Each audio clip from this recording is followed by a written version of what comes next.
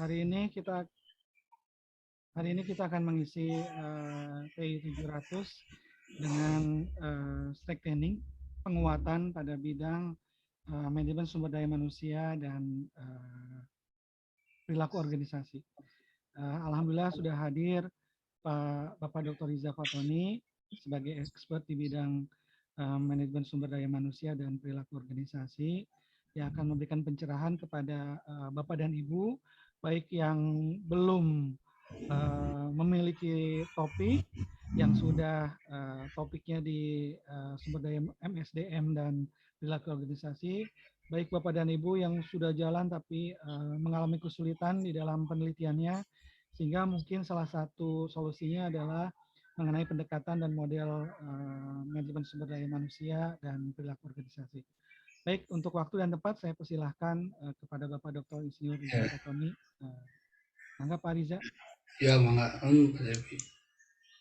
Jadi saya sebelumnya mohon maaf memang belum mempersiapkan secara penuh ya. Jadi baru menyampaikan beberapa hal terkait dengan MSDM ya.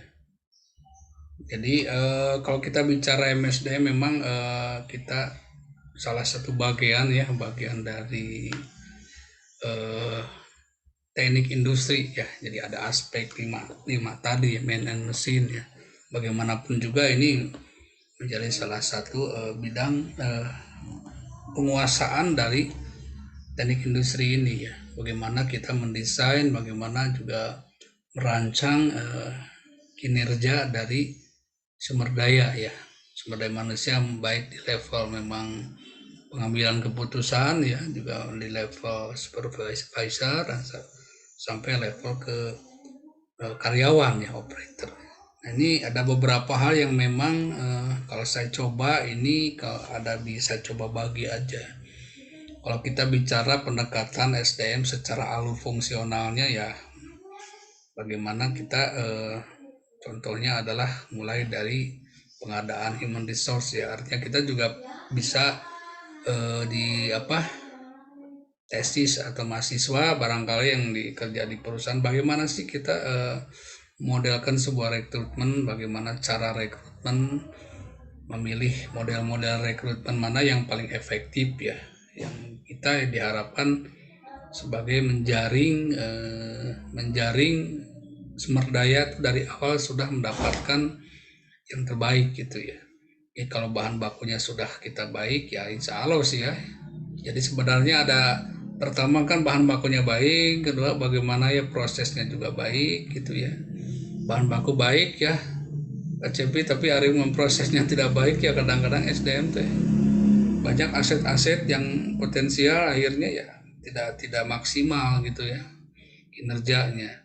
Nah ini yang paling penting di situ. Jadi model rekrutmen kita juga harus bagaimana sih strategi-strategi yang bisa diatur, model-model penelitian-penelitian yang memang terkait dengan rekrutmennya ya, seperti itu.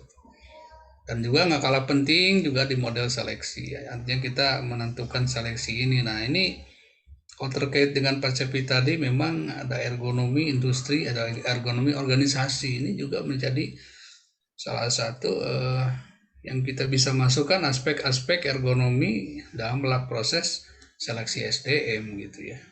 Nah ini juga seleksi mana sih yang tepat. Kadang-kadang orang itu pada saat direkrutmen kita diseleksi, kita sebenarnya banyak yang tidak terdeteksi bahwa orang itu punya sesuatu yang tidak bagus sih sebenarnya ya, karena kita nggak ada tes yang terkait itu ya, kita anggap bagus aja gitu ya. Ternyata begitu di dalam mau ketahuan nih permasalahannya, nih orang ini kenapa kinerjanya buruk apapun, karena mungkin di seleksi awalnya tidak terdeteksi. Nah ini juga perlu sekali nanti di dalam kita ya, di dalam penelitian juga yang terkait dengan seleksi. Jadi memang luas sekali kalau kita bicara SDM, itu luas. Tapi yang ingin saya coba gambarkan ini adalah yang penelitian bersifat di prosesnya. Karena kalau bicara SDM kan sering pada akhirnya masalah kita semua ya Pak ya. Masalah kita semua. Nah contoh di proyek seleksi ini, bagaimana kita mengukur diseleksi berdasarkan usia, atau mungkin dari rekrutmen saja kita sudah membatasi batas usia sendiri maksimal usia sekian, pendidikan sekian. Nah ini yang menjadi klasik kadang-kadang di dalam SDM itu sulit ya dalam pelaksanaannya. Di satu sisi harus kita lebih lebih strike, tapi di satu sisi juga resistensinya juga cukup tinggi kalau kita bicara SDM. Ya, apakah nanti di dalam behavior tadi di diversity, apakah faktor usia ini mempengaruhi nggak sih sebenarnya kepada kinerja tadi ya. Nah ini juga menjadi banyak sekali yang kita bisa kaji ya. Produktivitas di bidang industri juga tidak terlepas dari aspek-aspek yang utamanya di level-level operator, contohnya di level-level supervisor, leadership ya.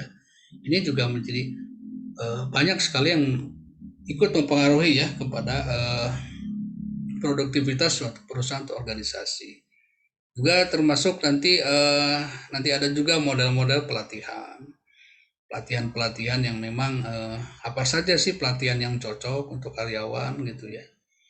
Kita juga nanti bisa ada beberapa model pelatihan, kita memilih mana yang cocok, ada pelatihan yang langsung atau tidak langsung. Nah, mungkin TI juga bisa berperan di sini memilih ya, memberikan suatu adjustment penilaian model pelatihan yang paling cocok adalah seperti apa. Ya. Nanti kita di situ pajak juga menentukan dari kesiapan SDM-nya, juga akan tingkat kebutuhannya seperti apa, sehingga kita harapkan ujungnya dari pelatihan ini memang signifikan. Kadang-kadang banyak pelatihan tapi ternyata nggak pengaruh juga ya, training gitu ya, biaya besar. Tapi faktanya ya tidak signifikan ya, kenapa masalahnya itu. Nah ini juga menjadi salah satu menarik untuk dikaji juga ya, istilah bagaimana sih kita melakukan latar belakang masalahnya. Banyak pelatihan yang dilakukan oleh perusahaan para karyawannya, tapi ternyata pertumbuhan produktivitasnya juga tidak signifikan. Jadi ada hal-hal yang perlu kita kaji.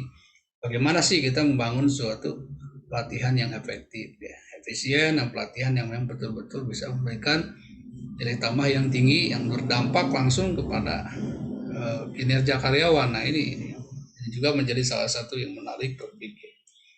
Pengukuran kinerja karyawan, ya, ini juga menjadi masalah juga kalau kita berbicara SDM. Sebenarnya kita bicara apa yang kita alami sehari-hari ya, siapapun ya, dimanapun kita bekerja, kita selalu menghadapi dalam kondisi yang sehari-hari gitu ya, yang rutinitas kita ikuti ya.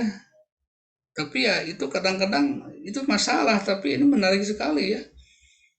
Bagaimana kita mau mentreatment SDM, tapi kalau memang ya kita nggak pernah punya base data untuk mengukur kinerja itu. Apalagi sekarang saya termahir tuh ada ya Pak Yogi, siapa Pak yang dari Land, siapa itu bagus sekali namanya Human Resource Clouding. Jadi kita di cloud gitu, jadi di cloud itu ada database ya, kita bisa mengassessment 360 derajat tuh di cloud Pak Yogi. Jadi kita bisa bisa kita ngecek ya teman kita tuh kayak apa, kita dinilai siapa di cloud aja. Jadi kita begitu dibuka di database di cloudnya, ketahuan bahwa di bulan ini orang ini kerjanya seperti apa. Nah ini juga menarik ya dengan database, dengan sistem cloud tadi, cloud computing tadi ya. Jadi kita bisa melakukan penilaian di teknik-tekniknya bagaimana tadi dengan menggunakan. Seperti ini ada contohnya, saya dulu tuh itu bagus sekali tuh yang punya siapa angkatan 2018 ya, 2017 lupa lagi, ada yang bagusnya. Terus juga masalah job evaluation ya, bagaimana kita mengevaluasi jabatan-jabatan, mengevaluasi pekerjaan. Sebenarnya ini seperti apa sih pekerjaan ini, kita nilai gitu ya. Ini juga banyak metodenya, ada point system, ada metode oke juga AHP bisa lah ya, job evaluation. Kira-kira kriteria mana yang paling dominan, yang paling penting di dalam suatu pekerjaan tersebut, apakah dari tingkat resikonya, dari segi pendidikannya, atau dari sisi apalagi ya pengalamannya kan, atau komposisinya tiap jabatan beda-beda. Nah ini juga menjadi yang menarik sekali. Jadi kalau saya bilang, saya yakin lah di beberapa organisasi belum ada yang betul-betul perfect lah implementasi dari SDM ini ya. Kita aja sebagai SDM-nya di suatu institusi juga kita puluhan tahun ya Pak Yogi ya, kita kan banyak sekali ya PR-PR sebenarnya. Keberhasilan suatu organisasi tidak terlepas tadi yang kata Pak Cepi bahwa SDM ini yang menjadi senternya ini, human centernya ya. Jadi human center di dalam desainnya bagaimana sih seperti itu. Tapi karena kita seorang TI ya kita juga jangan sampai uh, kita kembalikan ke ranah TI-nya. Jadi isinya kita kembali ke bagaimana sih human resource di sisi pandang teknik industrinya gitu ya. Seperti apa? Salah satunya terkait dengan tadi kata PCP ergonomi perusahaan untuk ergonomi organisasi. Nah ini yang menjadi yang menarik sekali ya, lebih ke luas tadi ya dari bahasan Pak Cepi ya. Juga penentuan upah kompensasi ini juga menjadi salah satu topik-topik menarik ya istilahnya. Meskipun ini kalau di S2 bagaimana dikembangkan kepada model-model pengupahan seperti ini dengan kondisi sekarang dengan banyak work from home umpamanya. Ini menarik sekali kalau dijadikan topik gitu ya. Bagaimana sih dengan model work from home yang berjalan hampir ya anggaplah semasa pandemi ini ke sistem remunerasinya berpengaruh nggak sih sebenarnya? Atau ada perubahan gitu? Beberapa tempat yang eh, malah ada perubahan salary gitu ya. Dengan adanya work from home, cost transportasinya dipotong. Bagaimana kalau komposisi gaji itu ternyata 30%-nya transportation cost. Banyak insentifnya dari perusahaan, begitu tidak ada kegiatan itu bisa 30% take home pay berkurang karena semua work from home. Nah ini juga menjadi salah satu cukup sensitif ya, namanya pengennya menambah ya gaji seboro-boro sekarang berkurang gitu ya. Nah ini juga jadi suatu persoalan ya. Ini menarik juga sebenarnya bagaimana sih kajian-kajian kompensasi di masa-masa pandemi ini ya dengan penentuan model kompensasi dengan work from home ini gitu ya. Apakah ini akan sama atau beda ya? Alhamdulillah kalau kita sih nggak ada pengaruh Pak Cepi ya. WFH, WFO ya sama aja gitu ya. Alhamdulillah lah kalau kita ya mungkin apresiasi lah kita di Unpas luar biasa lah. Gitu. Nah, tapi nggak tahu di tempat lain. Nah ini juga sangat menarik kalau kita mau kaji bagaimana sih sekarang perhitungan remunerasi dengan kondisi WFH ini, yang dominasi WFH umpamanya. Untuk level mana, operator atau level supervisor atau level manager. Nah ini juga menjadi menarik sekali ya kalau itu sebuah topik SDM ya.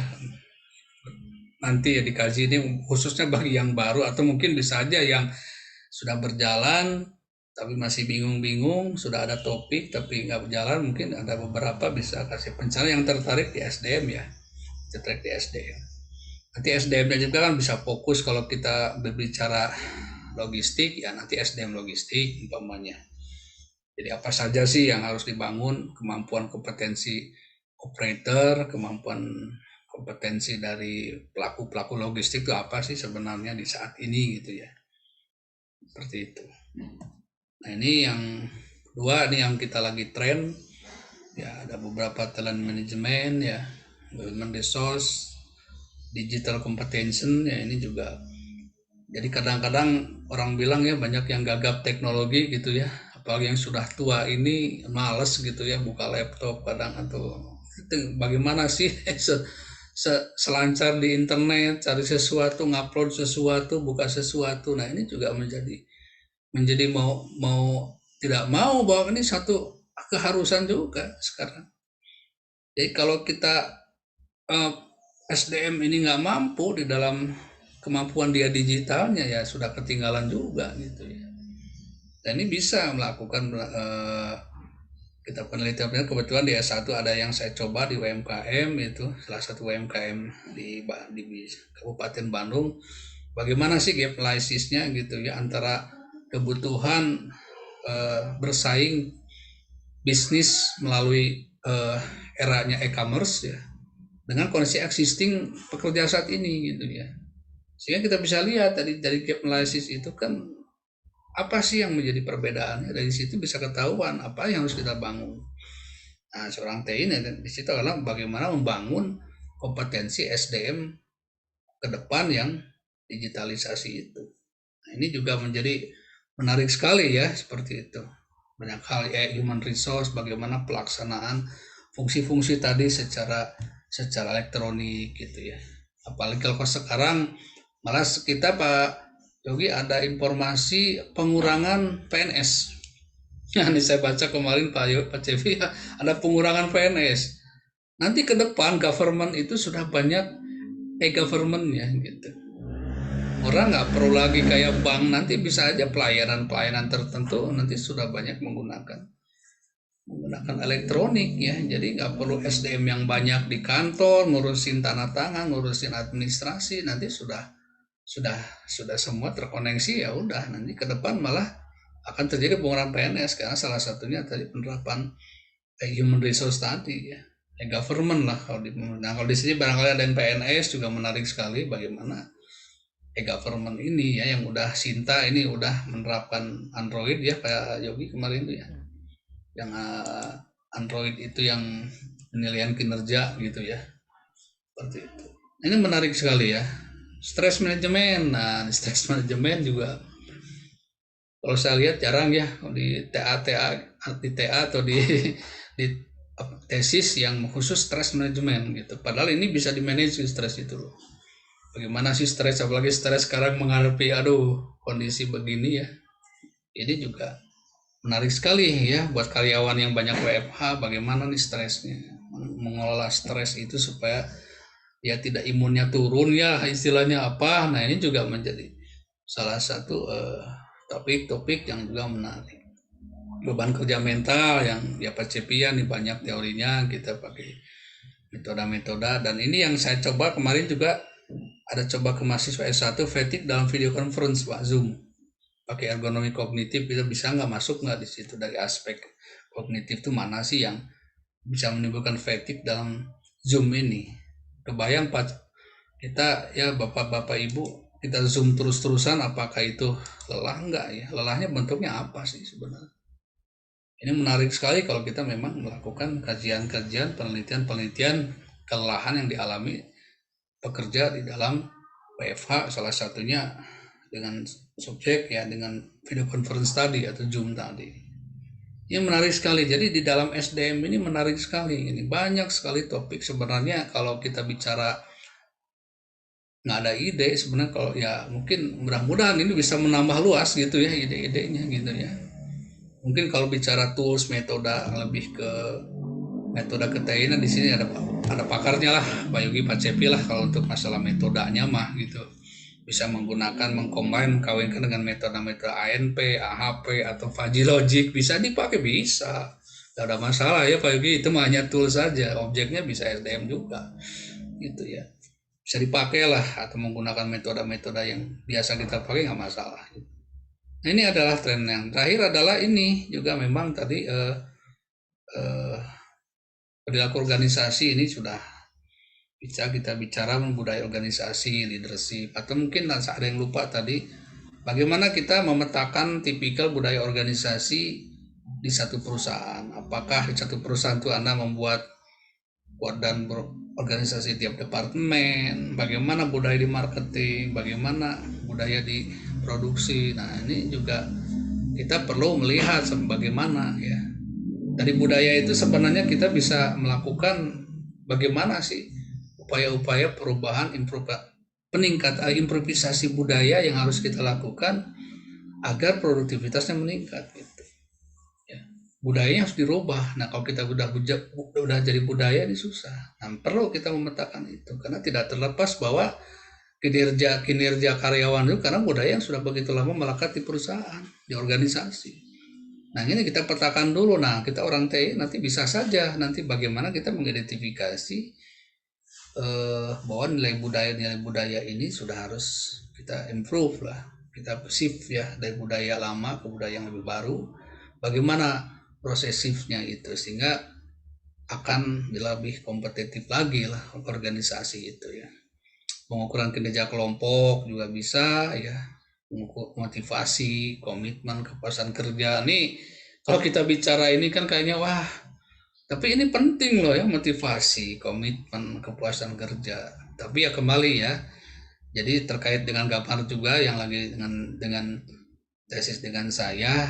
Jadi kan ada pengaruh-pengaruh ya komitmen, tapi kita nanti tidak hanya sampai di situ gitu, maksudnya nanti di metodologinya dari pengukuran menggunakan apa eh, waktu itu kemarin teh pakai pakai bukan SEM apa PLS itu lebih cenderung memberikan input aja ya, gambar oh ini loh faktor yang dominannya, nanti bagaimana sih mendesain itu setelah kita mengetahui faktor-faktor dari ini yang mempengaruhi kepada daya saing itu, bagaimana membangun itu gitu.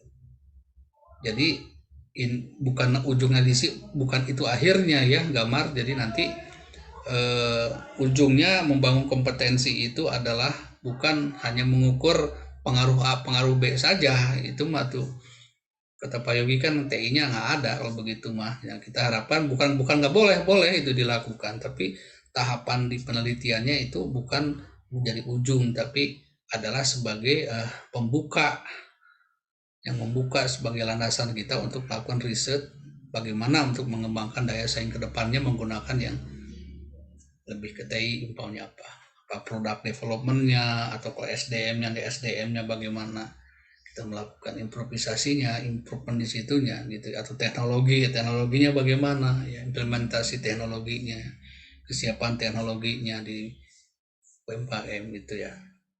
Dan juga tadi yang sempat kita bilang Pak Cepi, nah ini juga penentuan jabatan, kompetensi jabatan dan peningkatan ergonomi. Jadi artinya yang belum saya lihat ya Pak Cepi, yang saya tapi mungkin atau kalau pasti udah lihat. Jadi contoh jabatan kita supervisor. Jadi orang yang menduduki jabatan supervisor itu harus punya apa? Dari sisi sisi umpamanya kognisinya dia harus punya ini. Dari sisi afektifnya ini ya Pak Cepi ya. Nah ini harus dimiliki. Nah itu dimasukkan, gitu. Dimasukkan ke dalam persyaratan kompetensi. Jadi seseorang menduduki jabatan itu tidak hanya sekedar pendidikannya oke lah, pengalamannya oke lah, karirnya oke lah.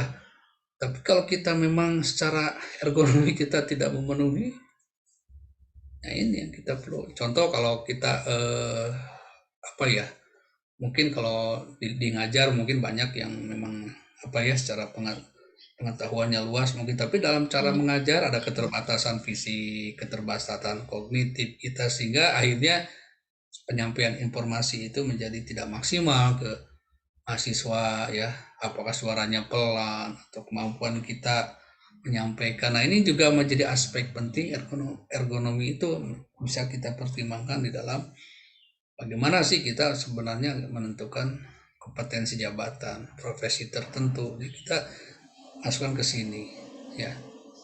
Mungkin kurang lebih seperti itulah mungkin ya Pak Yogi, ini semacam kita belum komplit sebenarnya kondisinya, tapi apa-apa kita sharing aja ya, karena kalau bicara Witoda mungkin Pak Yogi S2-nya di TI lah, jadi lebih Pak Cepi sama lebih banyak menguasai.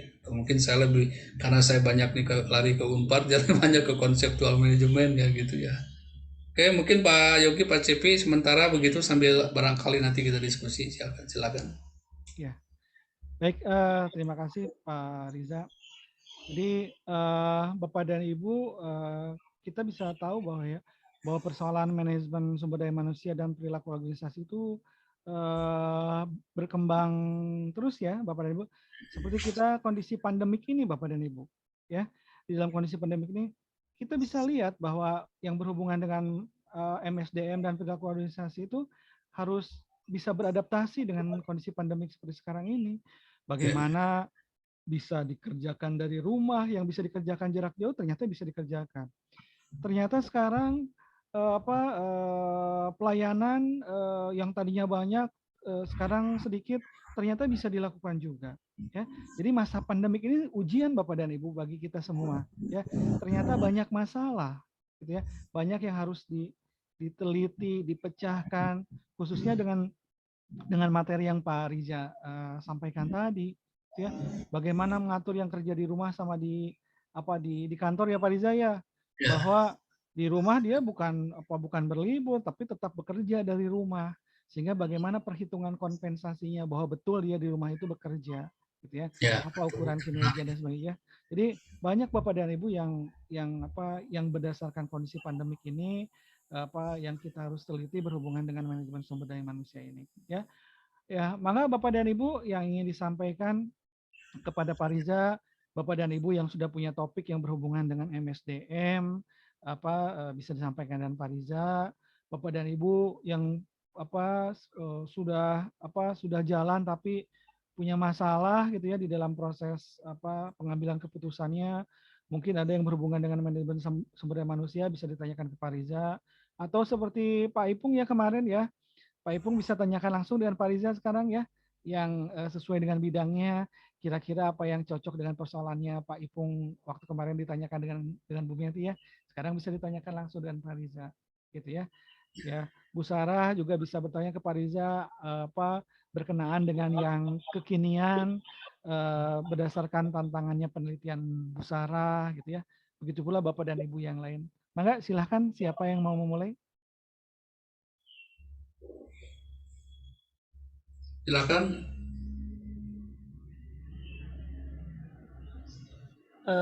Saya boleh. Ya, Pak Ipung, mangga. Assalamualaikum Pak Riza, salam kenal. Nah, kenal Pak Ipung. Iya betul, saya sekarang bekerja di SMK Negeri 1 Cimahi, Pak.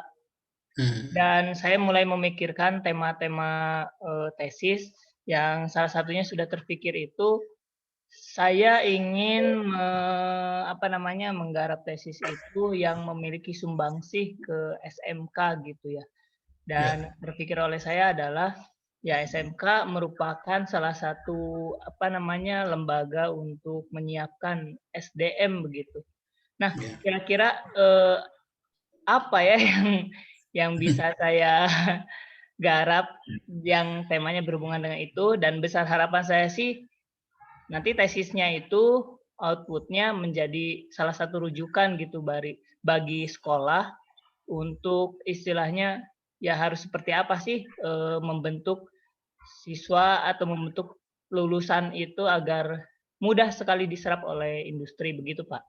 Terima kasih Pak. Jadi kalau itu mah berbicara kalau arahnya ke pekerjaan berarti kan ya tadi ya mungkin lebih ke bagaimana sih membangun pendidikan gitu ya, kita menentukan kira-kira kompetensi yang harus dimiliki ya oleh siswa gitu ya. Jadi memang macam-macam nanti itu untuk memecahkan satu problem itu bisa berbagai judul sih sebenarnya ya, mulai dari sifatnya bagaimana sih komitmen organisasinya, komitmen dari pimpinannya juga ya, bagaimana sih komitmen pimpinan organisasi terhadap peningkatan itu ya kompetensi kelulusan, itu juga bisa topik itu ya. Itu salah satunya. Jadi bagaimana sih kita mengukur bagaimana komitmen ya terhadap pimpinan terhadap tadi, atau lebih ke teknisnya lagi nanti bisa juga kan bagaimana kita memetakan tadi ya kebutuhan-kebutuhan SDM ya di organisasi, nanti di dalam apa maksudnya kebutuhan-kebutuhan SDM di tempat kerja gitu ya. Jadi kita memetakan dulu kebutuhan kompetensi apa gitu, sikapnya, perilakunya, manajerialnya ya. Jadi menggunakan teori model-model kompetensi ya, seperti itu. Nah, disesuaikan nanti kalau harapan nanti, jadi nanti kita bisa membuat sebuah model cara mengajar, bisa juga cara mengajar. Bagaimana sih cara mengajar ke siswa? Kadang-kadang kan orang eh, pinter tuh bukan karena materinya bagus, tapi nyampaikannya tidak tepat. Ya kan bisa jadi gitu kan. Jadi bagaimana style gaya guru-guru, bagaimana style komunikasinya, style pembelajaran dari guru-guru itu terhadap siswa itu seperti apa. Ya, itu juga mempengaruhi kalau dari sisi SDM-nya. Ya. Itu bisa kan dari pertama pimpinannya, masalah dari tingkat top manajemennya ya, organisasinya, atau dari gaya-gaya kepemimpinan, gaya-gaya style pembelajaran. Kadang-kadang maaf kata ada guru-guru tuh pinter tapi kalau ngomong nggak ngerti gitu siswa tuh Jadi akhirnya sayang juga yang pintar tapi penyampaiannya tidak tepat. Ya, kadang-kadang guru-guru biasa-biasa tapi karena cara ngajarnya bagus, sehingga dia bisa diterima dengan mudah oleh siswa. Jadi pencapaian keberhasilan sebuah lulusan itu tidak terlepas dari SDM gurunya. Yang bisa juga oleh Pak Ipung bagaimana sih membangun SDM gurunya sebagai staf pengajarnya.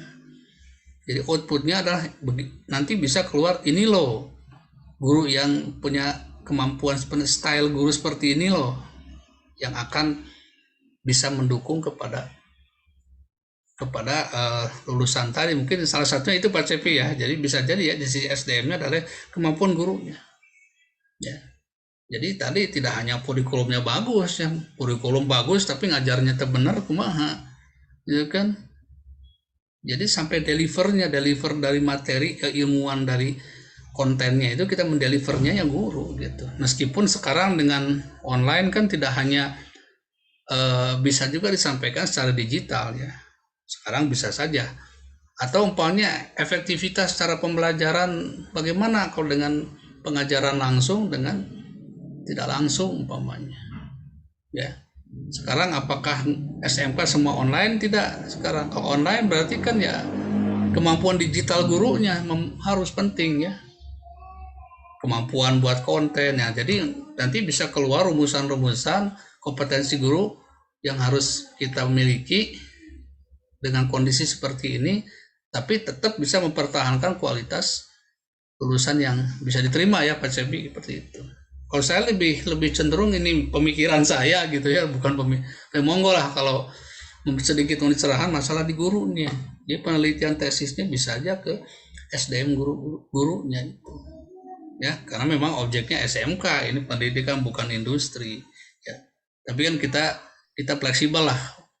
TI itu kan bukan Pak Yogi terfragmentasi hanya ke industri. TI itu bisa dipakai keilmuan TI bisa di berbagai objek, jasa pendidikan, jasa perbankan, ya bisa dipakai.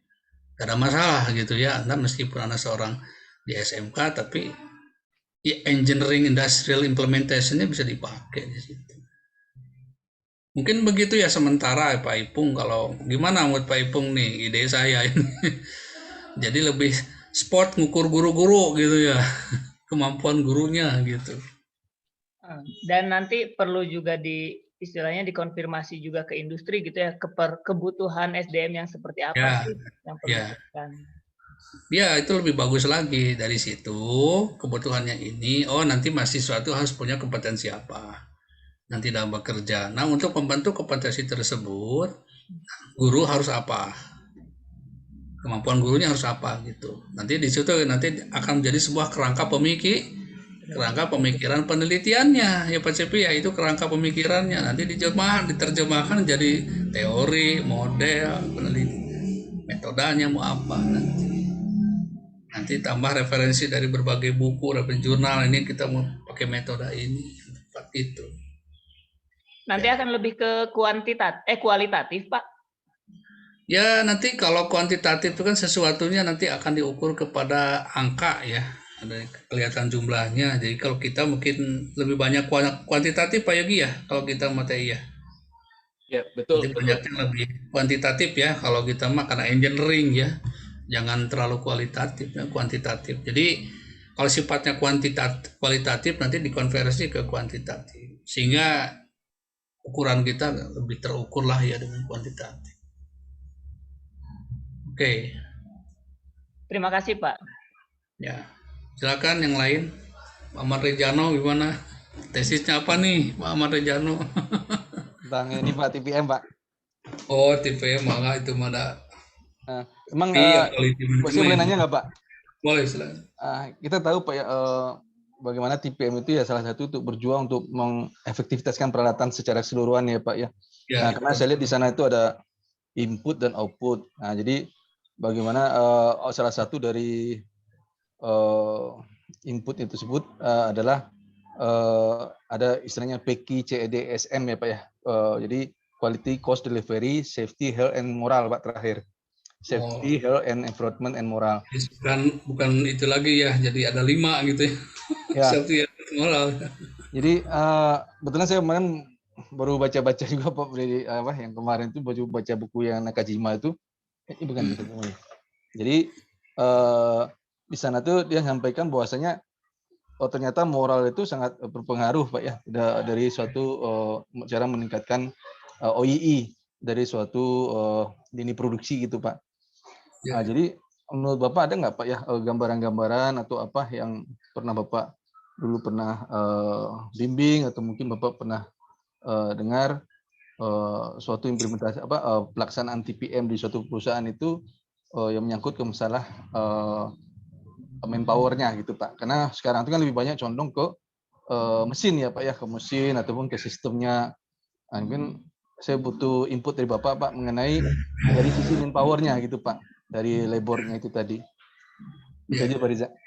Ya, jadi kan itu sebenarnya konsepnya sudah terjadi perkembangan ya. Jadi kalau perlu kualitas cost delivery sekarang sudah PEKI tadi ya, ke safety-nya, ke morality-nya. Jadi sekarang mereka, kalau gambaran saya memang mau tidak mau ya, keberhasilan tadi TPM ya itu ternyata ya sudah tidak berbicara lagi tadi Pak Cepi ya, sudah ada safety-nya yang kita diskusi tadi kuliah, safety-nya, ada juga morality-nya. Ya orang tidak akan berhasil kalau memang moralnya tidak baik gitu ya.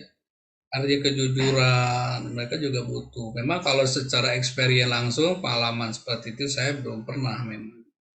Tapi kalau saya pernah di Unpad itu, saya waktu S3 ada dengan dosen-dosen, memang ada satunya citizenship-nya itu. Jadi citizenship itu namanya bagaimana perilaku masyarakat, perilaku SDM yang betul-betul ya, yang saling menolong gitu ya, care satu yang lainnya gitu ya. Jadi keberhasilan ini tidak hanya sekedar individu, tapi termasuk salah satunya bagaimana sih morality itu adalah care-nya gitu ya. Kita memang punya kesadaran itu.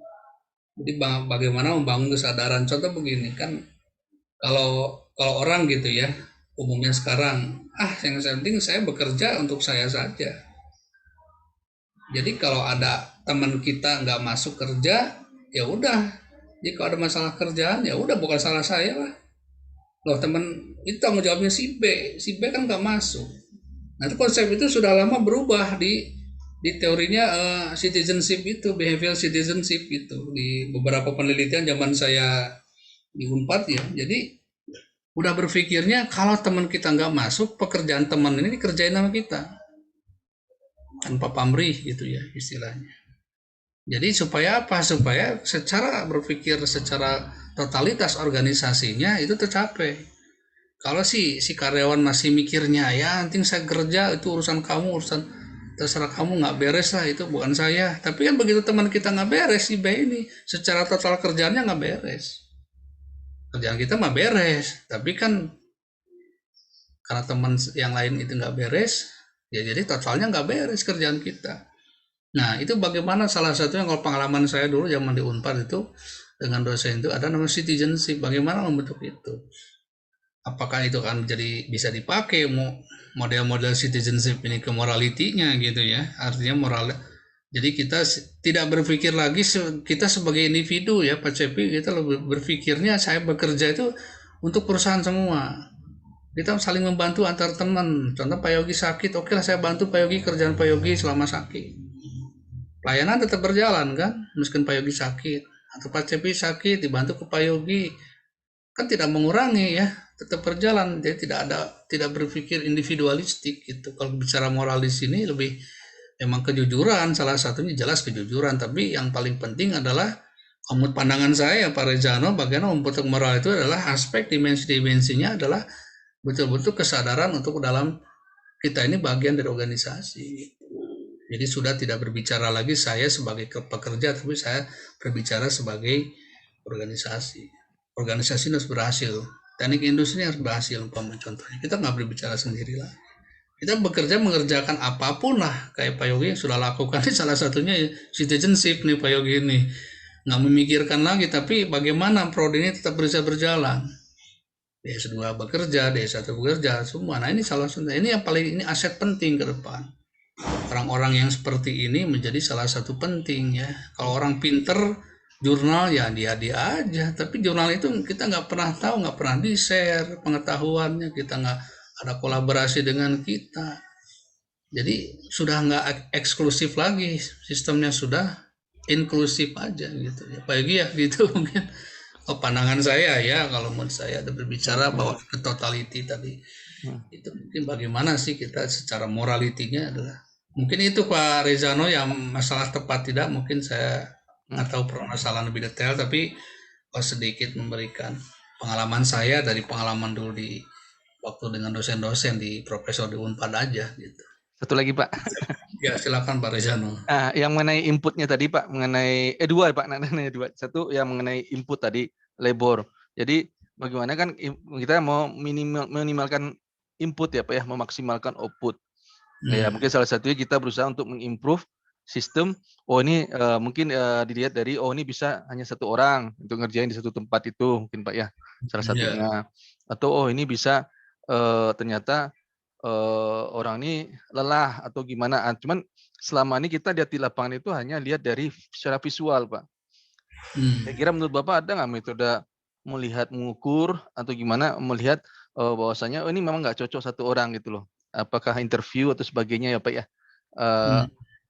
Maksudnya metodenya apa kira-kira Pak yang bisa kita lakukan ya Pak untuk melihat ini kita paksain satu orang masuk ya Pak, tapi kan dampaknya panjang biasanya Pak. Dampak itu panjang maksudnya mungkin nggak langsung kelihatan, maksudnya mungkin dia mulai sakit atau mungkin jarang masuk ya Pak ya, atau mungkin sering terlambat. Jadi bisa mungkin kalau saya boleh ya beban kerja ya, analisis beban kerja ya. Jadi kita lihat di pekerjaan tersebut kita harus definisikan seperti apa ya Pak Cepi ya, beban di pekerjaan itu. Kan beban itu bisa secara fisiknya apa, secara mentalnya apa. Nanti kita ukur beban kerjanya itu seperti apa, mentalnya berapa persen, secara fisik berapa persen, sehingga nanti bisa ketahuan. Nanti untuk orang yang menduduki, ini cukup seorang saja atau 2 orang saja ya. Ya meskipun nanti apakah kalau kita bicara kuantiti kebutuhan ini untuk menduduki pekerjaan ini 2-3 orang, itu sebenarnya tergantung dari volume ya. Volume pekerjaan itu kan ada batasnya orang ya. Jadi kalau dikerjakan seorang malah di overload, malah tidak baik gitu ya. Tapi juga kadang-kadang kalau 2 orang malah underload gitu ya. Jadi kayaknya kalau 2 orang malah jadi pada underload, jadi nggak maksimal loadnya gitu. Jadi kita perlu mengukur pekerjaan tersebut apakah salah satunya adalah beban kerja ya Pak Cepi. Kalau pandangan saya sih untuk mengukur itu, maka tadi di dalam salah satu tesis saya kan usulan tesis itu analisis beban kerja ya Pak Cepi ya, untuk bisa melihat nanti apakah dikerjakan seorang itu overload atau underload sih sebenarnya. Itu mungkin nanti ada sih beberapa metodenya. Ini Pak Cepi bisa masukkan ini, kebetulan keseringan Pak Cepi ini kalau bicara di uji tesis, uji S1 ini sering nih. Kerjaan kita sering nih oleh beban mental ya. Barangkali di mute Pak. Barangkali Pak Cepi juga bisa mendengar. Iya Pak. Berarti yang hubungannya dengan penelitian Pak Reza di dalam TPM, mungkin kita perlu perlu perhatikan juga kalau selama ini misalkan maintenance itu dikerjakan gitu ya, dikerjakan oleh petugas khusus gitu ya, oleh petugas khusus gitu ya, untuk oleh petugas maintenance. Tapi mungkin bisa saja kita desain bahwa kalau misalkan persoalan maintenance-nya hanya masalah baut longgar gitu ya Pak ya, kemudian kurang pelumas, bisa saja kan si operator itu dilibatkan di dalam proses TPM ini, sehingga kita tidak memerlukan orang khusus gitu ya Pak Rizal. Tambahan lagi, nggak perlu orang lagi. Jadi kalau kerusakannya menengah atau berat gitu ya, baru misalkan kita tugaskan orang khusus, dijadwalkan khusus untuk melakukan perbaikan itu. Tapi kalau kita lihat ini bautnya sudah mulai longgar, kan bisa bisa dikencangkan sendiri, sehingga persoalan maintenance itu bukan tugasnya hanya bagian maintenance, tapi semua orang yang terlibat di dalam organisasi itu bisa dilibatkan gitu ya. Nah, yang berikutnya juga kita bisa identifikasi bahwa pekerjaan maintenance itu beban kerja yang lebih beratnya mental atau fisik gitu ya. Kan bukan fisik cuman ngerasin doang sekuat-kuatnya gitu ya. Kita juga bisa identifikasi apakah mesin yang dimaksud itu memiliki getaran, sehingga kalau dikencangkan sekali bautnya itu getarannya semakin besar, kalau dilonggarkan bisa mengurangi getaran. Nah, sehingga kita bisa identifikasi beban kerjanya itu yang lebih banyak beban kerja fisik atau mental, atau beban kerjanya tidak bisa dipisahkan antara fisik dan mental, kedua-duanya bersamaan, sehingga bisa diukur selerinya, bisa diukur tingkat kesulitannya berdasarkan beban kerja tadi. Gitu. Ya. Itu ya Pak Rizano ya. Pak Rizano sudah mulai ini nih sudah mulai dapat pencerahan gitu, sehingga ditarik-tarik gitu ya, ini hubungannya ada gitu ya, sehingga punya masalah yang lebih kompleks dan sebagainya gitu ya. Tadi juga Pak Ipung ya, betul Pak Ipung ya. Pak Ipung bisa mengidentifikasi kepada perusahaan, kira-kira kompetensi seperti apa yang dibutuhkan Pak Ipung ya oleh perusahaan-perusahaan itu supaya lulusan SMK-nya bisa diserap oleh perusahaan. Kemudian seperti Pak Riza tadi, mulai dari diidentifikasi kepada perusahaan butuhnya seperti apa, nanti didesain ke sekolahnya untuk bisa menciptakan kompetensi itu butuhkan apa saja. Utamanya adalah SDM-nya butuh yang seperti apa saja untuk bisa kompetensinya bisa diserap oleh industri. Ya itu tadi salah satunya, makanya Pak Ipung sekolah jadi magister teknik industri gitu ya. Salah satunya untuk mendukung itu supaya bisa menciptakan kompetensi-kompetensi yang sesuai dengan industri. Gitu ya. Itu ya. Jadi Bapak dan Ibu supaya mendapatkan pencerahan lah dari apa yang disampaikan oleh Pak Riza, sehingga muncul sesuatu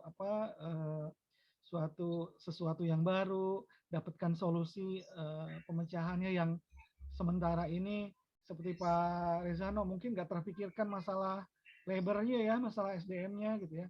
Setelah mendapatkan pencerahan dari Pak Reza, kepikiran bahwa harus diperhatikan juga cerita tentang labornya bagaimana nanti itu ya, yang melaksanakan TPM-nya konsepnya sudah baik, pas pelaksanaannya labornya, pas pelaksanaannya dengan sumber daya manusianya bagaimana, udah siap atau belum ya. Oke, silakan Bapak dan Ibu yang lain, mangga. Ya, Bu Hilda, gimana Bu Hilda? Bu Hilda kan SDM bukan? Belum sih Pak, masih nyari-nyari juga Pak, lagi mempertimbangkan antara logistik, planning sama MSDM juga Pak. Masih bingung. Nah, tadi udah jelas ya, banyak sekali sih sebenarnya many case ya. Kalau SDM ya banyak sekali, mungkin logistik ya ada, tapi kalau menurut saya sih kalau keluasan tema mah SDM yang banyak bisa mah gitu ya. Kalau logistik memang banyak juga, tapi kan mungkin ada lebih jelas gitu ruang lingkupnya. Kalau SDM kan bisa tatarannya beda-beda gitu, di level supervisor SDM-nya, apa di level operator. Nah, kalau kita bicara SDM, Bu Hilda, apakah ini ukurnya di level operator? Bukan. Level supervisornya atau level di manajerialnya gitu, yang diukur yang mana gitu, tergantung memang dari persoalan masalah-masalah yang Bu Hilda pahami gitu. Dan kalau bisa memang masalah yang cukup kritikal gitu, ini kritikal nih masalah SDM ini, masalah ini loh, operator ini kok rasanya produktivitasnya susah naik, umpamanya supervisornya nggak bisa beresin kerjaan, kalau ada masalah leadershipnya kurang bagus, itu kondisi SDM ya seperti itu. Iya sih Pak, kayak sekarang kayak yang tadi saya dengar antara WFA sama WFO. Emang mungkin sekarang juga di perusahaan saya juga kayak ada sirik nggak sirik ya Pak, ada beberapa Ya. staf yang memang WFH, ada juga yang WFH, dan yang WFH tetap dibayar full, tapi kan tidak dapat uang makan, tapi tetap aja kebanyakan orang kalau lagi kayak gini, kalau full pengennya di rumah, tapi kan itu pertimbangan perusahaan ya Pak ya, mungkin Ya. lumayan Itu, cukup.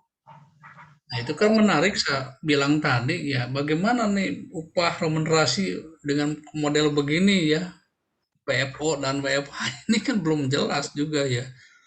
Ya, ini kan ada kecemburuan juga, Bang. Mungkin pimpinan sering mengatakan kamu WFH itu sama sih dengan WFO, cuman tempatnya doang yang beda. Kamu mah di rumah kerjanya, ini mah di kantor, dan kamu kerjain contoh ngitung keuangan nih, hitung laporan penjualannya. Kamu kan sudah ada kalau didukung fasilitas gitu, ada WA group atau ada fasilitas Zoom atau fasilitas apa, kamu kan bisa bisa kerjain di rumah nih, bangun pagi jam 7 makan apalah istilahnya moyan heula gitu ke zaman corona kieu mah geus haneut kakaram jam 8 gawe buka berkas-berkas yang masuk ke email Anda kerjain di rumah gitu ya. Itu mah kan ya memang suasana di imah gitunya aya budak gandeng teh ngomong boga budak boga salaki ngurus anak nah itu memang persoalannya. Nah ini bagaimana gitu? Pak, mungkin bisa ya misalnya dibuat jadinya bagian mana aja yang bisa di WFH tuh. Misalnya ada syaratnya yang kayak gini. Jadi setidaknya ke setiap apa karyawan atau staf kenapa yang ini WFH karena semua syarat misalnya terpenuhi yang kayak gitu, Nah, atau enggak yang kamu nggak terpenuhi karena ada beberapa hal yang emang kamu nggak bisa kerjain di rumah, mau nggak mau kamu harus datang ke ya, kantor. Standar kayak gitunya mungkin Pak. bisa. Jadi gini, sebenarnya itu harus clear ya perusahaan itu atau Anda punya usulan juga ya, mengusulkan bagaimana sih sebenarnya kriteria WFH pekerjaan itu di WFH kan. Kriteria pekerjaan mana yang harus di WFO kan gitu. Kalau melibatkan tanda tangan basah, yakin salah satu kriterianya harus WFO. Masa tanda tangan contoh nyariin duit 1 miliar gitu ya pakai digital bisa nggak gitu? Ada rawan juga Pak Rezano ya, wah tanda tangan 1 miliar ya jangan bayar yang beli bahan baku kan tanda tangan basah. Kita masih terkesan supplier mungkin Pak Cepi harus tanda tangan basah. Wah ini kan tidak bisa digital. Wah ini bagaimana verifikasi ini benar sih manajer ini tanda tangan bapaknya. Artinya ada pimpinan yang memang ada jabatan-jabatan tertentu pekerjaan yang memang harus WFO karena dia tanda tangan berkas, tanda tangan pencairan, pembayaran apapun lah. Nah itu salah satu kriterianya. Tapi kalau kita karyawan yang nggak perlu tanda tangan basah, kalau absen cukup dengan ya sekarang kalau absennya masih tetap harus pakai fingerprint di kantor dan itu tetap berlaku ya nggak bisa WFH dong. Tapi kalau ke kantor tanda tangan kecuali WFH itu kalau perusahaannya sudah siap sistemnya gitu ya. Jadi ada sistem nanti yang akan masuk ke ke sistem mobile system gitu Pak Yogi atau apapun ya nanti ada jam. Nah kita tinggal fingerprint di sistemnya gitu ya. Nah hadir anak kan di situ. Hadir nanti seperti yang Bu Sinta itu kan yang mobile itu meskipun di rumah dia kan dipantau gitu ya. Jadi bisa ketahuan meskipun dia WFH ya, tapi dia ketahuan kerja enggaknya bisa dicek pakai itu ya. Nah itu Bu Hilda ini juga sampai seperti saya bilang tadi menarik sekali ya Pak CP menentukan kriteria pekerjaan mana yang harus di WFH-kan di perusahaan ini atau enggak kegedean perusahaan atau di bagian sub tertentu lah. Takutnya kan malah jadi muncul kecemburuan. Harusnya kan saya WFH loh, ngapain juga saya di kantor. Toh saya bisa kerja di rumah kok ini. Makin ada yang komplain begitu kan ya. Kasih Oh Mas. saya gitu. Oke itu. Kan sudah ada gambaran ya Bu Hildan. Kalau mau judul tadi boleh itu masalah bagaimana remunerasinya kah atau bagaimana menentukan job desk yang didasarkan kondisi pandemi ya Pak Cepi ya. Jadi ujungnya mana WFH mana WFO gitu kan menarik ya. Ya Pak. Nggak Pak Cepi ya barangkali ada komentar. Iya Pak. Ya betul Bu Hilda ya muncul masalah-masalah baru pada saat pandemi ini Bu Hilda ya. Yang Banyak sebelumnya kita nggak pernah bayangkan ternyata ada iri-irian ya antara WFO sama WFH gitu ya. Mungkin sebelumnya mah kita nggak pernah bayangkan kejadian seperti itu. Tapi itu adalah kenyataan ya Bu ya. Iya, Pak. Kenyataan. Ada iri-irian tuh ya ya seperti Pak Riza sebutkan tadi ya alamiah lah iri-irian gitu ya. Cuman kalau perusahaan bisa menjelaskannya, bisa adil ya semua orang kan bisa nerima. Ya. Itu mungkin di dalam teori, di dalam buku nggak ada Bu Hinda ya. Di dalam penelitian-penelitian sebelumnya nggak ada tuh masalah kayak itu. Iri-irian karena WFO, WFH nggak ada tuh. Itu jadi sesuatu yang baru tuh Bu. Ya, gitu. Jadi bisa tercatat dalam sejarah tuh ya kejadian seperti itu. Gitu. Oke, mangga silahkan Bapak dan Ibu yang lain silahkan mangga. Bu Sarah, ya. Ada?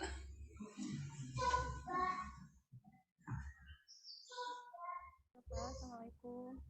Ya, salah suaranya Bu, kurang keras Bu. Ya, halo, cek. Ya. Sok, coba. Iya, mohon izin bertanya Pak, untuk saya mengambil judul tesis itu tentang analisis hubungan komponen technoware, humanware, infoware, dan organware dengan kepuasan kerja karyawan yang dimoderator gaya kepemimpinan di Yayasan Pendidikan Ala Hitam. Nah, kalau misal untuk saya ambil garis besarnya aja mengenai tentang kepuasan kerja karyawan dan gaya kepemimpinan, kira-kira yang harus saya gali gitu tentang dua topik itu seperti apa gitu Pak? Apa yang harus saya gali tentang itu? Ya, sebenarnya terlihat dari memang di ujung dari penelitian ini apa sih sebenarnya ya. Jadi kalau gaya kepemimpinan itu pasti kan dari karakter ya di atasnya ya, manajerial manajemennya ya, seperti apa. Kedua, kalau kita kepuasan kerja mungkin ke individunya ya, ke individunya orang itu. Jadi ini objeknya di mana Bu Sarah? Oh, tadi di yayasan ya? Oh iya di sekolahan Pak. Di sekolah apa? SMK? SMK sih untuk khususnya. Oh, SMK ya sama. Nah, Itu tadi yayasan Orkaware, Teknoware itu apa tadi? tentang teknologi ya Pak Cepi. Orang Pak Cepi ya. Iya. Teknologi Pak Riza. Oh, jadi pengaruhnya terhadap kepuasan gitu ya? Iya Pak. Oh gitu ya. Jadi kalau ya paling penting kan teori kepuasan ada beberapa macam juga ya. Juga nanti akan coba di adjustment lagi kan menggunakan teori konsep kepuasan yang mana gitu ya, teori kepemimpinan yang mana. Jadi sebenarnya bukan lebih dalam digalinya kelihatannya ya, tapi lebih kesesuaian modelnya Pak Cepi ya, dimensi kepuasan yang untuk case ini cocok pakai teori A. Untuk dimensi case kepuasan kerja teori si C cocoknya untuk case yang mana. Nah ini juga sebenarnya disesuaikan saja sih sebenarnya. Lebih digali sih sebenarnya ya harus diteliti lebih jauh sih sebenarnya ya, bahwa kepuasan orang itu ya seperti apa ya, apakah dengan implementasi itu akan lebih puas atau tidak gitu ya, atau kadang-kadang nanti itu apakah dipengaruhi juga ya, kepuasan tuh bukan hanya sekedar dari itu tapi dari karakter orangnya juga gitu. Mungkin kamu digali, mungkin nanti karakter orangnya coba Bu Sarah ya, di latar belakangnya pendidikan, nah itu mempengaruhi juga. Mungkin bagi orang yang ya mungkin orang tertentu ya, Pak Yogi saya mah sakit mah terus cukup puas, tapi kan orang lain merasa saya mah merasa kurang puas. Yang beda kan kepuasan tiap orang pun juga menjadi berbeda-beda gitu ya.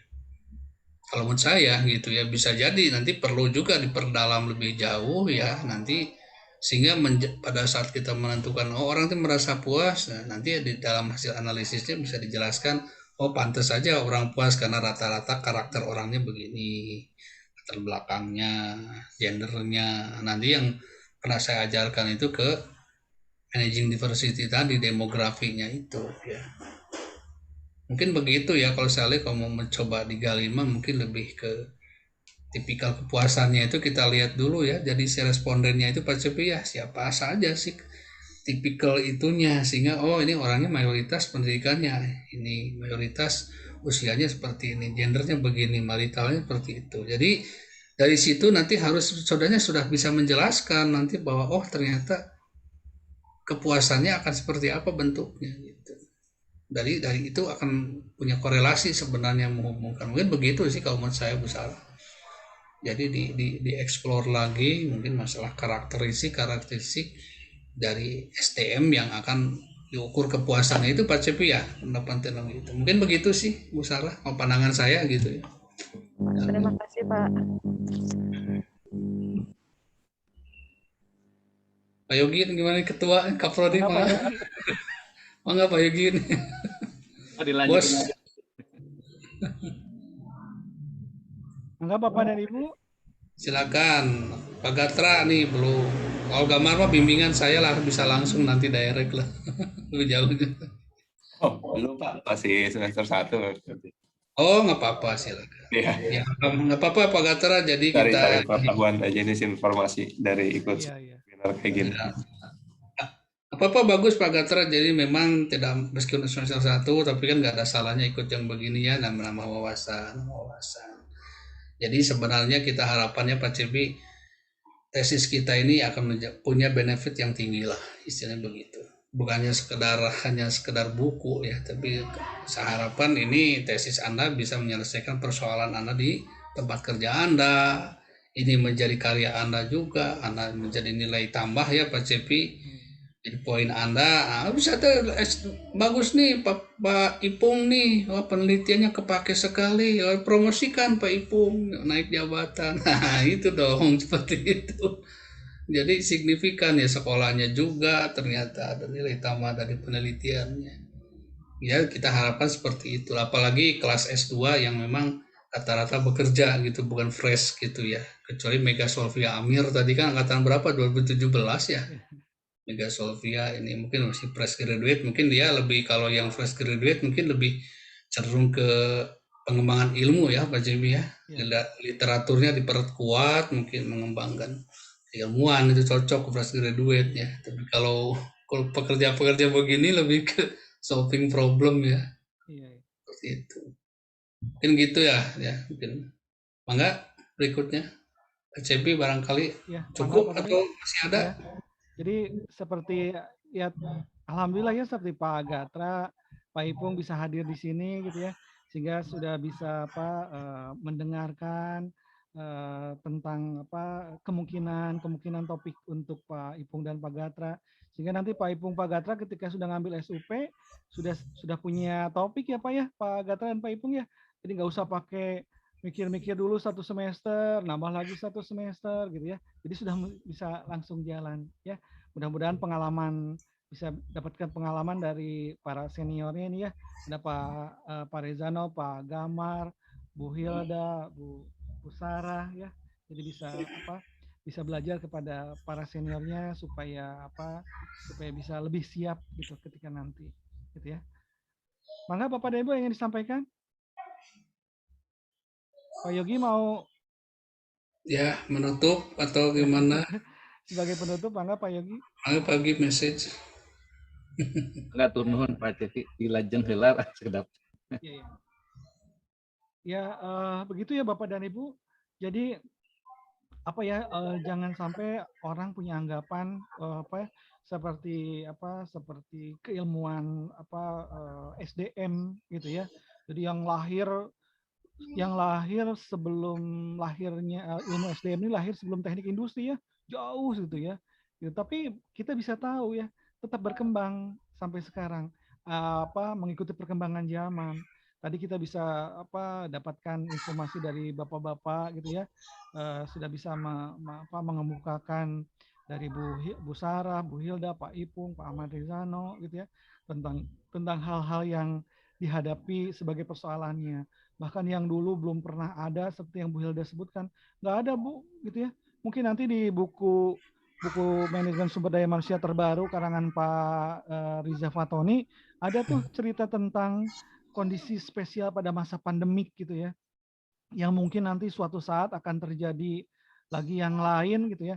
Sehingga dari sisi sumber daya manusia kita siapkan gitu ya, persiapkan bahwa ada WFH gitu ya, ada ternyata tidak semua bisa WFH, ada yang tetap harus ke tempat kerjanya, bagaimana pembagian kerjanya, bagaimana salary-nya gitu ya, supaya tidak memberikan keiri-irian dan sebagainya. Nah itu kan sesuatu yang baru menunjukkan persoalan baru yang harus dipecahkan gitu ya di dalam manajemen sumber daya manusia gitu ya.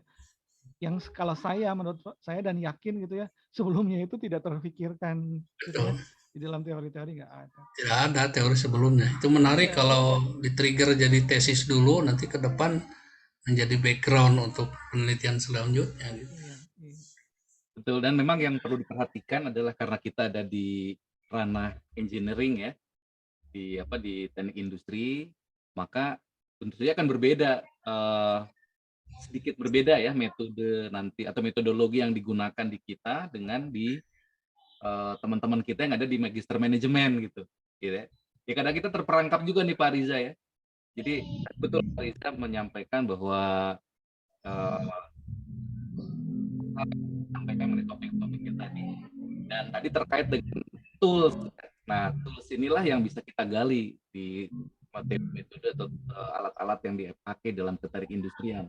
Jadi salah satunya oleh Pak Riza bukan hanya masalah Pak menggunakan PLS ataupun menggunakan STEM gitu, tapi lebih kepada bagaimana kita mendapatkan sebuah desain atau modelnya tadi dari sisi kita sebagai engineering gitu, sebagai engineers nanti ya. Jadi mungkin ada sedikit berbeda lah, ada sedikit berbeda di dalam bagaimana kita nanti meramu faktor-faktor yang mempengaruhinya, ya. Walaupun modelnya nanti keluarnya sama ya, seperti itu. Jadi ada sentuhan-sentuhan desain ya. Perancangan itu kata kunci. Kalau di teknik ya harus ada kata kunci itu. Dan seperti yang disampaikan oleh Pak Cevi, tentu saja perkembangan yang sekarang ini kan sudah tidak lagi seperti yang lalu ya Pak Cevi ya. Jadi sekarang ini kan sudah ada, tadi saja misalkan perkembangan mengenai ergonomi perusahaan. Dulu kita taunya ergonomi adalah di manufaktur ya, human factor design gitu kan. Tapi kemudian masuk ke ranah yang berkaitan dengan mental gitu ya, berkaitan dengan cara atau style dalam memanage ya pengelolaan suatu perusahaan. Ini perkembangan baru yang memang perlu perlu dieksplor lebih lanjut ya, apalagi kalau di master ya, magister, level magister itu adalah bapak-bapak dan ibu adalah harus jauh lebih kuat di dalam melakukan fungsi sintesis, analisisnya gitu, secara akademik ya teorinya. Tadi Pak Riza udah menyampaikan tuh, walaupun rata-rata ya bapak dan ibu sekalian ini kan bukan fresh graduate ya, kecuali tadi mungkin yang fast track program ya, kayak siapa Amir, kemudian siapa Audia ya, yang saya tahu ya, kemudian ada siapa lagi. Nah, itu mungkin penguatannya di pengembangan, developing. Tapi saya yakin juga Bapak Ibu mungkin kalau tidak hanya puas dengan outputnya problem solving, boleh tuh ya. Misalkan Pak Amar Rezano nih ternyata menemukan untuk mendapatkan OEE dalam kaitan di TPM itu ternyata ada model ini, ada kaitan dengan ini bisa saya ramu. Nah, itu bagus itu. Ya. Karena biasanya pada saat mulai baca ya, membaca jurnal, paper maupun penjelasan oleh kuliah TI 700 seperti ini, Bapak dan Ibu mendapatkan ide-ide baru gitu kan. Nah ini yang bedanya. Jadi maksud saya buka wawasan kita ya. Jadi jangan terpaku pada masalahnya saja, tapi lihat juga gitu bahwa yang lain ada perkembangan materi teori apa berkaitan dengan masalah yang akan kita selesaikan. Khawatirnya nanti terlalu dangkal gitu kan. Saya cuma gini aja. Seolah-olah seperti itu, tapi begitu kita dalami, ternyata metodenya bisa banyak ya, atau bisa lebih tereksplor lebih bagus, bahkan menghasilkan suatu model yang lebih rinci, yang mungkin yang lain nggak pernah ada, jarang yang melakukan itu. Karena misalkan Bu Sarah ya, itu mendalami betul di sana. Jadi sekarang nggak bicara lagi terlalu umum gitu, model-model umum nggak. Seperti ide yang disampaikan oleh Pak Riza tadi, saya pikir itu bagus ya, bagus sekali, sangat-sangat baik sekali dalam meramu berkaitan dengan human resource development ya, dan keterkinian sekarang ini sudah mulai maju pesat, bukan hanya talent management Pak Riza ya, talenta tadi, kemudian juga ditambah dengan kondisi yang sekarang harus pandemi COVID-19 ya, memisahkan antara bagaimana orang bekerja ya, kemudian kemampuan apa yang harus dipenuhi ya pada saat work from home ya, work from office ya, dalam kondisi orang semua di social distancing gitu kan, berjauhan.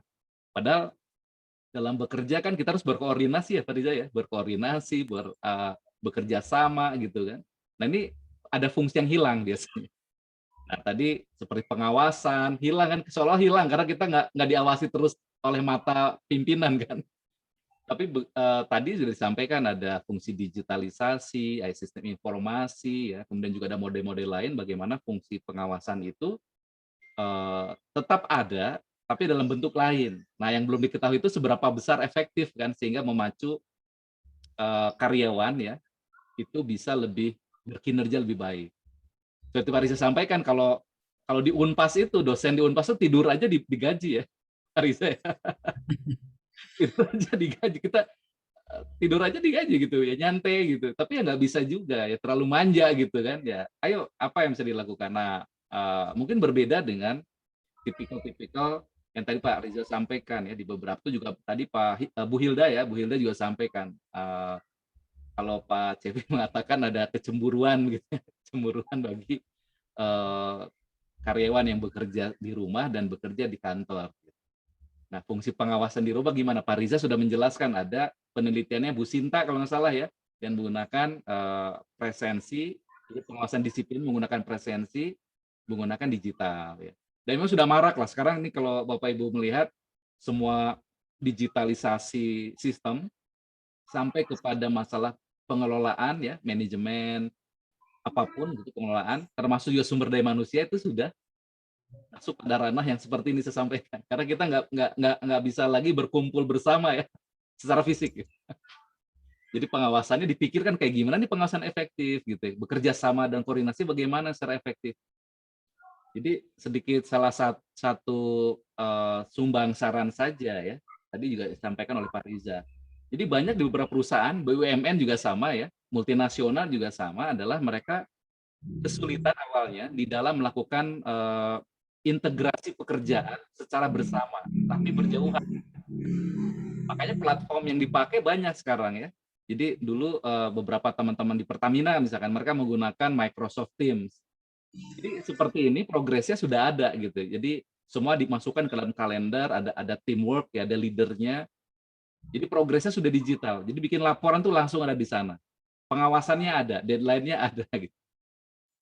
Justru malah lebih stres kalau menurut saya. Saya nggak tahu. Nah ini mungkin jadi lahan penelitian juga. Apakah dengan fungsi sistem online atau daring ya, kita seolah 24 jam bekerja ya. Ingat Pak Riza ya, Bu Aru menyampaikan tadi, yang fatigue tadi ya. Betul ya.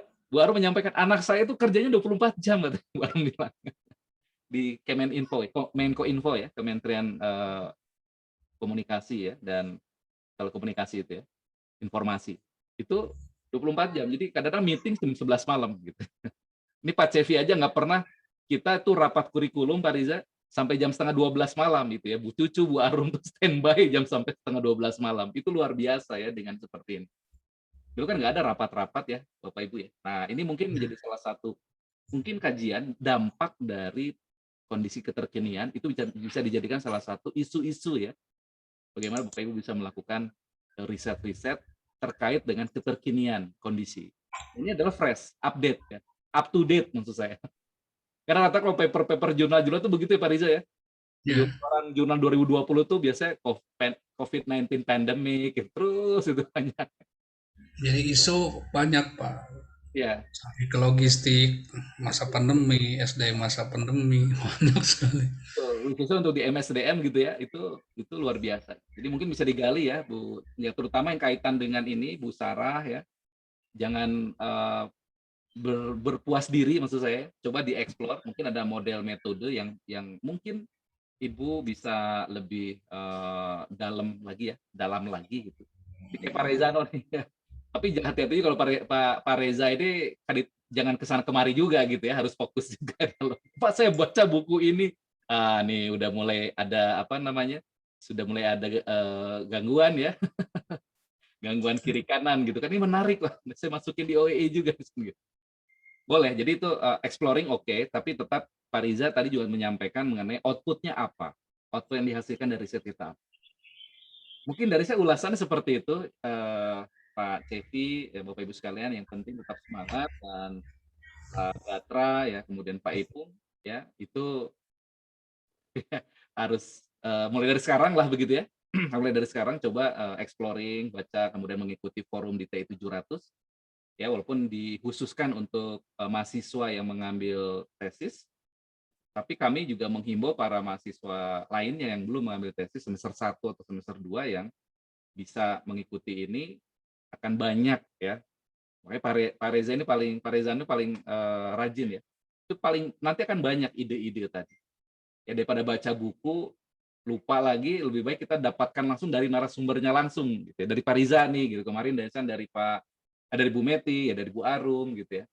Mungkin nanti next berikutnya Pak Cevi dari siapa ya? Minggu depan, Pak? Bu Cucu? Minggu depan, ya Pak Yogi mungkin. Oh, Pak Yogi. Mana, Pak? Oh, saya kebagian juga. Oh, saya nanti kalau udah siap. Paling akhir. Oke, baik, mungkin tersediaan waktu ya. Jadi ada beberapa dosen yang memang punya schedule. Jadi ya kosong biasanya ya, yang ganjel pintu kalau nggak saya Pak Cevi biasanya. Oke, Pak Cevi ya. Oh, Bu Cucu belum bisa. Ya, oke. Yeah. Pak Cevi Sultan siapa duluan? Pak Yogi dulu. Oke, mangga. Baik, dari saya sekian, dan mudah-mudahan memberikan inspiring ya, inspirasi buat Bapak Ibu sekalian, dan tetap semangat begitu. Ya, inilah yang bisa kami bantu melalui kuliah T700 ya, dikelola oleh Pak Cevi ini. Terima kasih sekali Pak Cevi. Dan Pak Riza juga ya. Nuhun pisan gitu. Semangat kami. Pisan Pak Riza. Baik, Pak Cevi, saya kembalikan ke studio 1 di Pasar Sarjana nih. Pak Cevi di pasar di Kalau sudah di rumah, Pak. Maka silakan Pak, dari studio 2 ke studio 1, silakan. Ya, terima kasih Pak Yogi. Terima kasih juga Pak Riza atas kesempatannya sudah memberikan pencerahan. Mungkin nanti Pak Riza juga akan punya acara kembali untuk menu yang lain ya Pak Riza, untuk membantu Bapak dan Ibu di dalam menyelesaikan tesisnya. Terima kasih juga kepada Bapak dan Ibu yang sudah hadir, Pak Gamar, Bu Sarah, Pak Ipung, Pak Ahmad Rizano, Pak Gatra, Bu Hilda, yang semangat ya, terus semangat Bu, tetap walaupun kita dalam masa pandemik, kita tetap harus harus produktif ya, tidak menyia-nyiakan waktu kita supaya tetap bermanfaat gitu ya.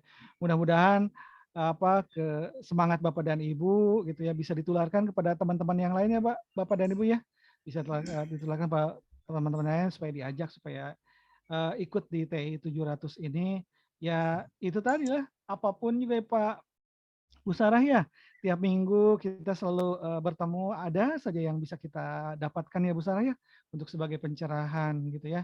Pak Rezano juga nih, Pak Rezano bukan cuman rajin di kampus ya, saya jadi tahu ya Pak Rezano juga di tempat kerjanya, wah luar biasa rajinnya gitu ya. Jadi saya tahu betul luar biasa Pak Rezano itu. Ya, baik. Di rumah dimarahin istrinya Pak. Iya ya Pak. Mau kerja katanya. Udah sana. Jadi sibuk. Hebat lah. Ya, baik. Terima kasih Bapak dan Ibu. Semoga kita tetap sehat walafiat seterusnya. Kita akan ketemu lagi minggu depan. Saya tutup pertemuan hari ini dengan ucapan hamdalah. Alhamdulillah, amin. Assalamualaikum warahmatullahi wabarakatuh. Waalaikumsalam. Waalaikumsalam.